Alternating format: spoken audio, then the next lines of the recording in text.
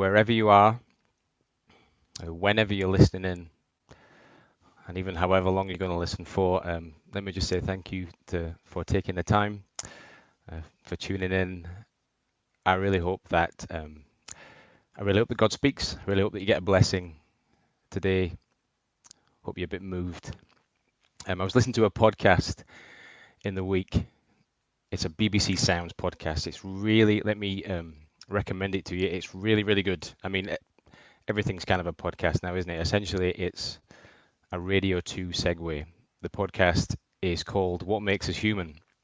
And I'm going to ask that one of the team maybe share the link with it later on so you can listen back to it. It's a great listen, What Makes Us Human. Anything I think, I mean, it's not by any stretch a Christian podcast. You could perhaps argue it shuffles very much through the weight, but I think anything that shakes us out of the matrix, or shows us the matrix rather, anything that shuffles us out of normality, gets us to think about bigger things, is really good. The guy on the podcast, they have a different person on the podcast every week, and the guy on the podcast this week was Richard Madeley, which is, I mean, just saying his name is enough for many people throughout the UK to even maybe now just to switch off at this point. Just hearing the word Richard Madeley, I quite like him. His theory, yes, I do. I quite like him. I had spare time in the 90s, in the day, shall we say, and I enjoyed him and Judy's commentary. His theory on what makes us human is that we are self-aware. He says that. So every podcast they explore, one facet of what it means to be human, and he starts off with this theory that self-awareness is what makes us human, and that self-awareness. So he says in his essay, and it's a 5-minute listen really, so it might be worth your time. He says that self-awareness has led us to a search. That's what makes us human. We're self-aware, so we reach out into the universe and we search, and what we found, and he was almost disappointed as he said this, that we found that we are cosmic accidents. This was Richard Madeley's assessments. We are cosmic accidents. We just exist in this huge vacuum of nothingness. So being human really is making the most of the time you've got, or dealing with the fact that it's just all emptiness. And he sort of said it with enough. He said it with sorrow actually at the end. He said it with sorrow, and he said even he kind of wished it wasn't true. The wisdom that had become fixed in his mind sort of held him to the fact that we were a cosmic accident, and he sort of regretted the assessment. I just thought it was a really interesting U-turn. It struck me as a bit of a U-turn in terms of world attitudes. We've probably spent the last 100 years, or the last couple of 100 years, predominantly certainly in the UK, in the West, thinking there might well be a God, but because he's no fun or he's got rules, or we've never really thought about it enough, we've kind of wanted to ignore him. And now, I don't think Richard Madeley by any stretch represents all of public opinion, but I think he's onto something a bit here. When we're presented with facing the meaningless existence, we kind of want there to be a God who gives us meaning. And not being able to find God is tough for us. And Richard Madeley sort of faces this.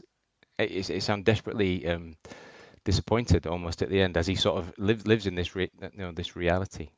He would probably rather there be a God, but he can't get to him, and because of the sort of the wisdom that his mind has sort of gathered over the years, or the wisdom he's heard and accumulated. The subject for today, the subject that Paul deals with in this letter is strongholds of the mind. Now, when Paul, maybe you noticed as Jude was reading it out, it sounds, the language that he uses, it's very militaristic. It sounds like a battle, lots of talks of strongholds, and you're thinking castles in the back of your mind. But really, in this moment, Paul is painting a picture. He's getting us to think about the strongholds in our noggins, in our heads. He's really, when he talks about strongholds, he's not talking about a castle. He's not talking about spiritual battles in that sense. He's talking about the fixed opinions, that we get, the way that we can go through life and become fixed on certain ways of thinking. And he sort of says in this letter, it's possible to have an opinion that's so fixed you can miss God altogether. It's even possible for you to be a Christian, and because of the mindsets that you occupy, because of the wisdom that furrows through your head, that you don't get the best out of God. You don't get to experience him, not really. So let me tell you a little bit about the strongholds in Corinth. I know we've been going through this letter for a little while, but it's been a week, and you've had other things to watch and other things to read. Let me give you some context. Paul plants this church in Corinth, and it's this real. When we read about Paul, this is his mission. He's impassioned by this vocation he's got to preach this word to the Gentiles. And when we talk about the Gentiles, that always makes me laugh a little bit. Just basically everybody who's not Jewish, the broader cultures of the world. This is his passion. This is his job. This is his calling. And there's a sense in which, as he talks about it, it's like he gets how tricky this is. This message that's come out of Judaism, really, all the stories of the Old Testament in Judaism, and this grace that's come through Jesus to make sense of this whole story, not easy to explain to the rest of the world. And he's somebody who says to himself, or God has told him, he gets this. He gets this, and he's passionate about it. And he spread this word around, and churches have sprouted up. One church that sprouted up in Corinth under Paul's preaching about this gracious story of the story of Jesus. But in his absence, people have got in. And so you can, if you read on into the next chapter, chapter 11, it's 11 verse 5, he describes them as super apostles. So I don't know if you're watching this with your Bible open or whatever, but you can go and check it later. He describes them as super apostles. But it was being, and I've really gone to like Paul as I've read through these last couple of chapters, he was being sarcastic. The people that had got in were what the theologians would call Judaizers, people who had real sympathy and real strong connection with the Jewish way of doing things.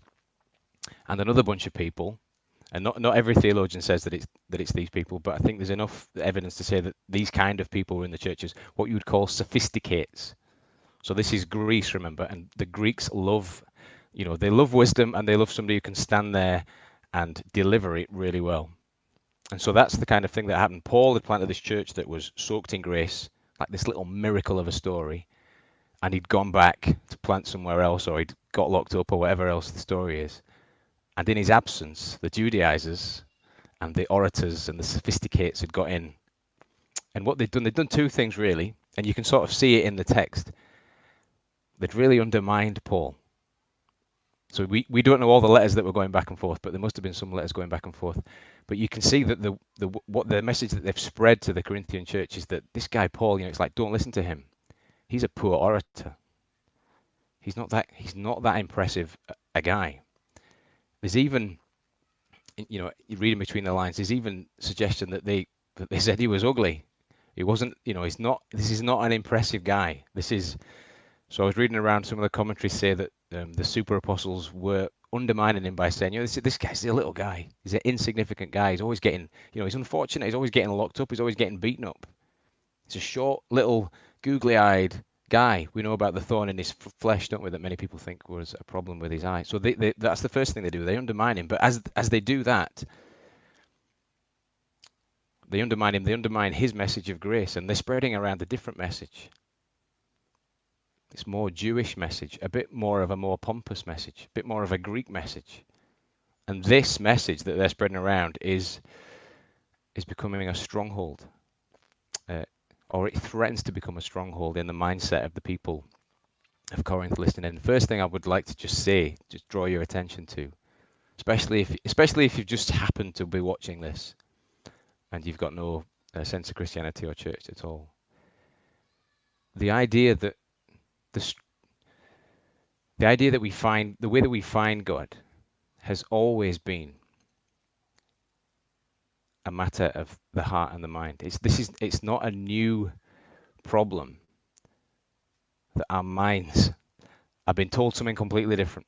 It's not a new thing. It's not a new development. There's a sense, isn't there, that we live in an enlightened time We've discovered something new that really shapes our minds in a new way, and it does. But at the same time, a journey towards figuring out a God, it's always been a matter for always been a matter for the individual, always been a matter of the heart and the mind of the individual. There's always been a storyline, as there is here, we're going to find out in a minute. Always been a storyline that'd take you away from it. And Paul sees this struggle. He sees this tension, this baby church he's planted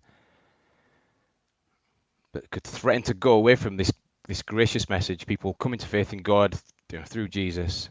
And he gives them, I've just got two reasons. I think he gives like two insights as to how you might possibly stay with God and find God through like the struggle of life, through the spiritual battle, if you want to call it a spiritual battle, or just the world that we live in that tells us so many different stories. The first thing I want to hover over is that, and I think Paul points this out, at the heart of many of the struggles that we face in life.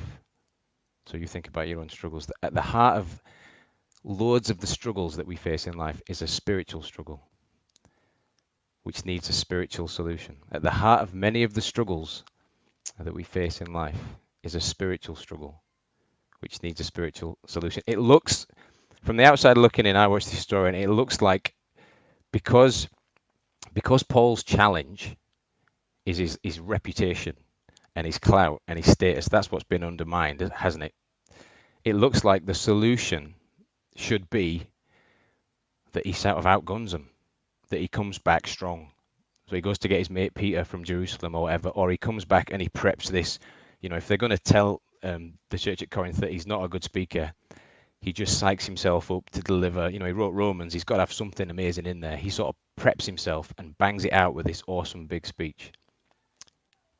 But look what it says, what Paul does, verse 3 to 5. Read it with me. For though we live in the world, we do not wage war as the world does. The weapons we fight with are not the weapons of the world. On the contrary, they have divine power to demolish strongholds. We demolish arguments and every pretension that sets itself up against the knowledge of God, and we take captive every thought to make it obedient to Christ. So that those verses are really the verses that we're just going to focus in on. We've read all of chapter 10, but this verse on the screen just now, this is where we're at really in terms of the message. And Paul says in this moment, he says, if I wage war as the world does, if I deal with this struggle as would seem wise to the world, if I bring anger and I bring this show of strength, or if I prep this awesome fancy talk, what he says, I think here is, or what he realizes is, that he won't affect the strongholds of the Corinthians' hearts. What he'll do, in fact, is just ask people to pick the most impressive person. And he knows from the start of, read the start of 1 Corinthians, he knows that in doing this, he just asks people to pick the most populist side. He knows that in doing this, fighting the way that the world would fight, waging war the way the world would wage war, that people will miss God. He realizes that. It's a spiritual problem that needs a spiritual solution. Now, our problems, our struggles, I think, I've been thinking about this in the week, they're not really people coming into the church like Judaizers or sophisticates or orators, although I say that, and I say be really careful which Christian TV program you're watching. Be careful when people in church say to you, you should wear this, got to sit there, those sorts of things. Be really careful about this. But I don't think that is I don't think that's our biggest problem, if I'm honest. I think our bigger problem for us as Christians,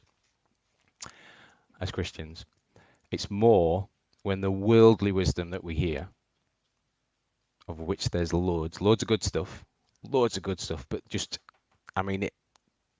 watch your telly, switch your phone on, pick a magazine up, talk to your mates, wherever you're at work or down the pub or whatever. There's so much worldly wisdom coming at us. It's when the worldly wisdom becomes a stronghold in our head, becomes this stronghold, this fixed object that can't be moved. Then we miss God. I want to give you a couple of examples really quick of how that might work. Examples of sort of worldly wisdoms that just get embedded in our life. So two off, and I thought of loads, but nobody's going to listen if I list loads. But I wanted to name a few, so you were like, okay, I get where it's coming from. So the first one is, my worth is connected to my appearance. Worldly wisdom. Your worth is connected to your appearance. That's a huge embedded mindset, isn't it, for people? It's huge. I would say whoever's watching this, you're all going to have felt that at some times. That bit of worldly wisdom, that your worth, your innate value as a human being, different times in your life is connected to what you look like, how young you can look, how beautiful you can be, how good a filter you can put in it. And we see it all around about us. Just this week, Clive Tilsley got the boot, getting on a bit. It's ageism in TV, things like that. You know, the message filters down, doesn't it, as we observe stuff like this happening. The pressure that is on, particularly I think teenagers, probably, you know, I would say teenage girls more than teenage boys, but I reckon now that's changing as well. This huge pressure on our teenagers, on our younger people. No, it's not even just teenagers. It's all of us who've got social media. There's huge pressure on us to sort of look awesome. Huge pressure on us to do that. Pressure on us to look young, be young, and this pressure it's tough, isn't it? Because we're only getting older. Like the amount of dissatisfaction out there amongst people is huge, and the scars that the pressure causes is huge. And it means, you know, we rock up at church every week with this, and it's hard to avoid this huge mindset that, you know, what a core value is that our worth is connected to our appearance. How can God speak to us? We're not looking for him, because all our worth is in what we look like. It's just this mindset that's occupied our heads.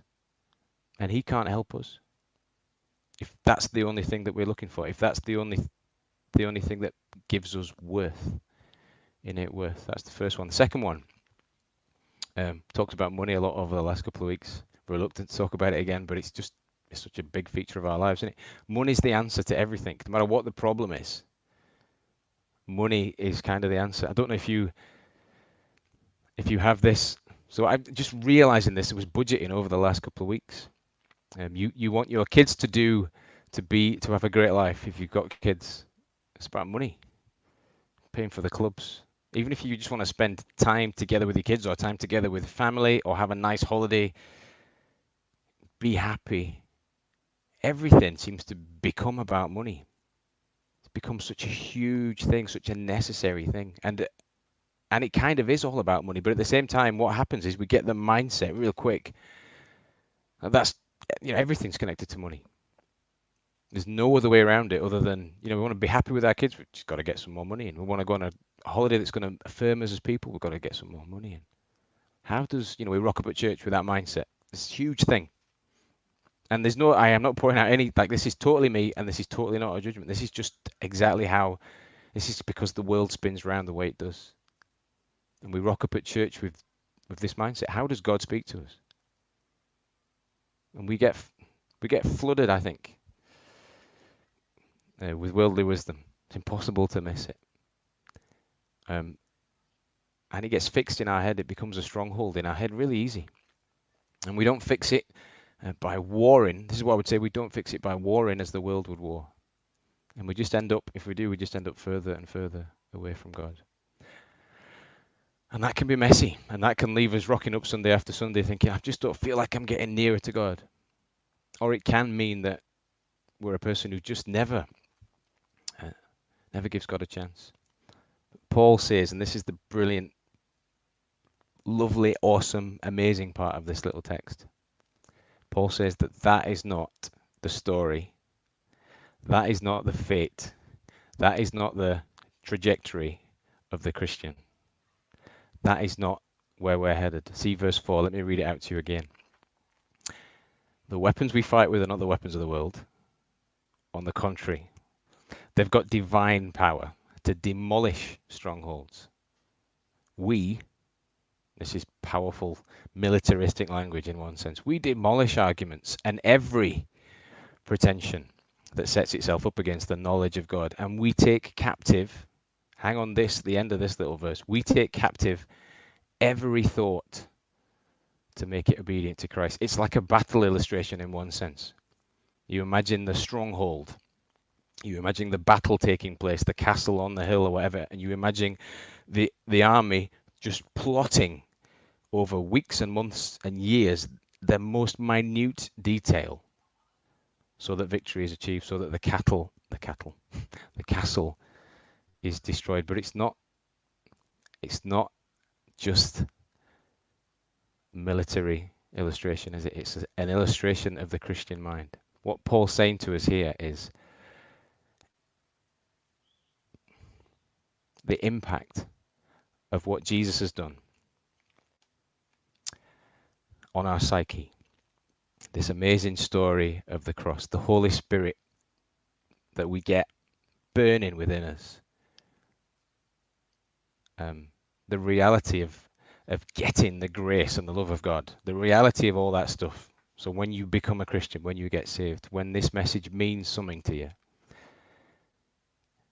it says every little thought, every little concept, every little corner of your mind, every little mini argument that you take down the road is being reordered, reshaped. See that there? It says we make captive every thought. It's like this idea that, and that's kind of how our human mind works, isn't it? All the little thoughts that we sort of work out, that we harbor, that we work through, end up making the big thoughts that dominate our mind. And God's saying to us, and Paul relays to us, that the work that God is doing in us, and we often think of the spiritual battle. I think, forces of good and evil, big cosmic things, that kind of thing we think about. Paul describes it here as the tiny little thoughts going on in our heads that are going to construct whether we think this way about something or this way about something.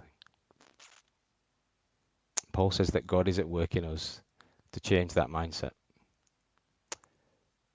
Till we think about money, though it's necessary, we think about that, but we think about joy and contentment more.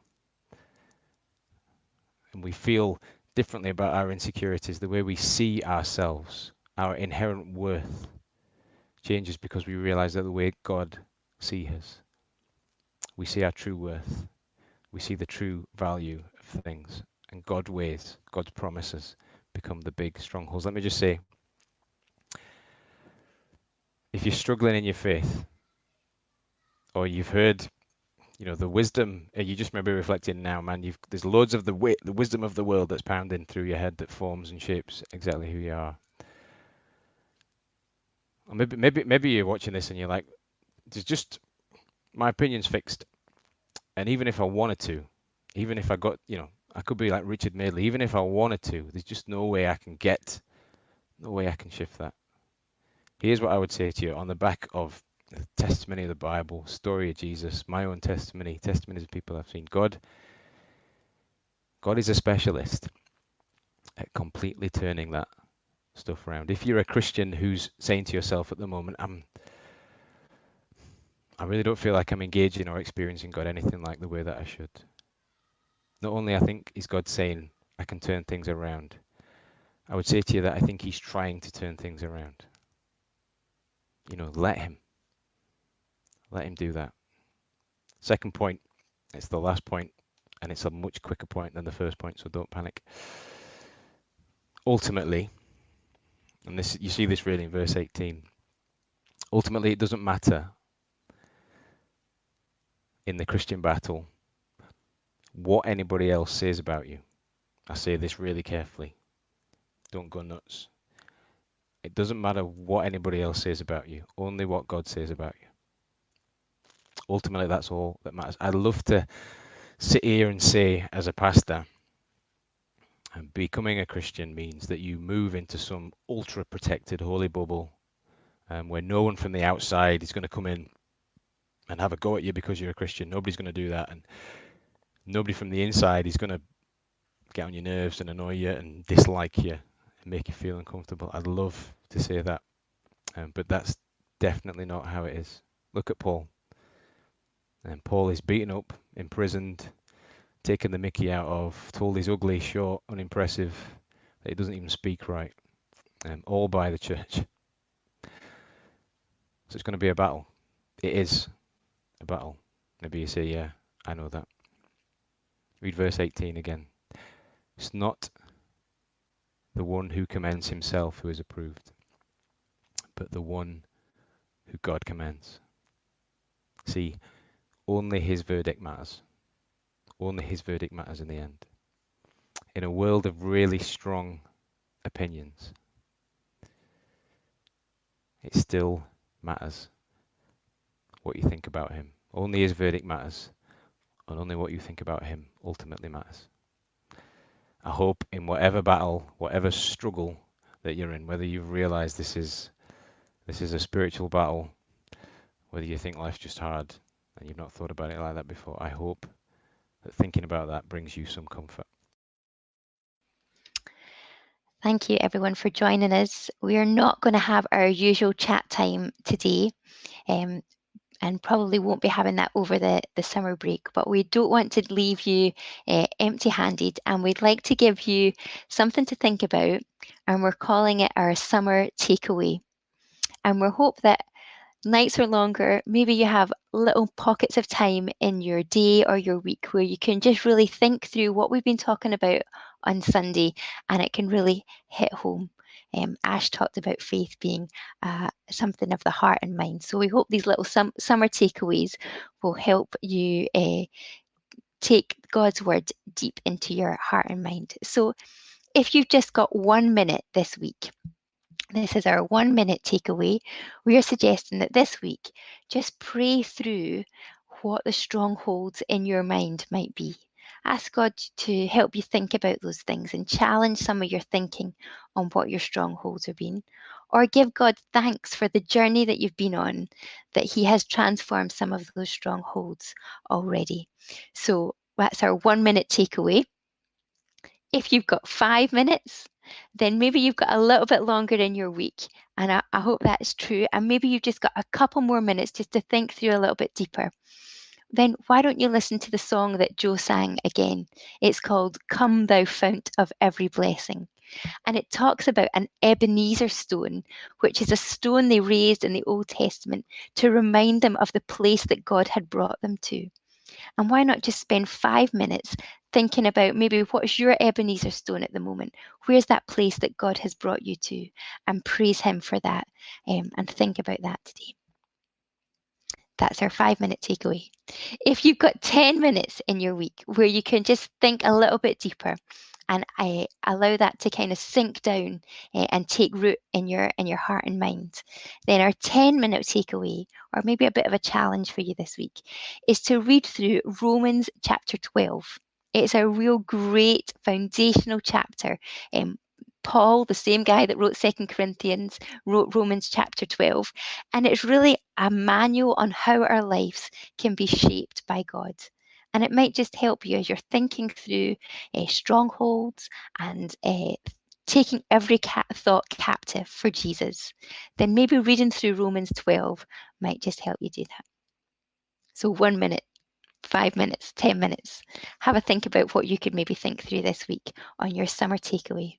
We hope you have a blessed week. We hope God continues to speak to you. And we hope to see you next week, live at 5. Take care, everyone. See you soon. Bye.